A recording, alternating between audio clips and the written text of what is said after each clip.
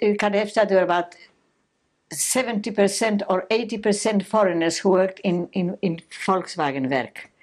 And the people in charge were the Germans, you know, the ones that were not ready for the front. Next to us was the Russian camp.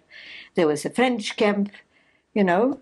There were all the nationalities that the Germans occupied. It was like a little United Nations place. It was a very interesting place. I found myself in the Polish camps for the last 3 months of the war. And so then I discovered that there was, and I was taken for a grand tour of the factory after I was accepted as a worker there, by a Polish secretary, and I bet she was Jewish. And I bet she knew that I was Jewish, but we had nothing to do with each other. And there were 2 or 3 others in the Polish camp that were like that. So I would say that in KdF Stadtu, out of Poland, they would have had about half a dozen Jews there. And in every shop, post office, everywhere, there was a note saying, Juden Eintritt verboten. Even though there were no Jews, that was a standard thing. So I was persecuted as a Pole, you know, when I walked with P in the streets, the Hitlerjugend spat at me and things like that. And was your accommodation there? Terrible. I mean, we had bunks. We had 2 layers, not 3 layers, 2 layers of bunks. There were wooden planks, and on it there was a mattress made out of straw.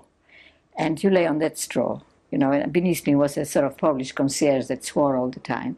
And we had to carry out our urine in the mornings, you know, the standard kind of thing. But in the morning I went to work. I had to walk 3 kilometers in the snow to the factory in the morning, so I never saw daytime much. And then I was very lucky because I heard, you know, you hear all those things, rumors, that there was a canteen for the foreigners, not the Poles and the Russians, but the French and the Belgians and the Dutch. And that was in charge of that canteen was a French girl who, for misdemeanor, I think she slept around or something, they sent her back to France, and there was a position vacant. And I went for an interview with Herr Twelke, who was in charge of the kitchen that made food for all the people working in the factory. It was a huge kitchen, enormous kitchen with huge kettles, a foreigner at each kettle sort of stirring the soup. It was an incredible place. And Herr Twelke sat in the office and just watched it. And I had to go to his office, and he said, yes, he screamed, he never talked. And I said, I humbly, whatever it is, ask you that, can you speak? I order you to be in charge of this canteen. So from that time on, I was in charge of the canteen. That was a fantastic job because I stole lots of things and gave it to others who came. And, you know, I remember bacon carrying out in Frenchmen's pants out of the place, you know, all kinds of things like that. So I finished up by working there in that canteen.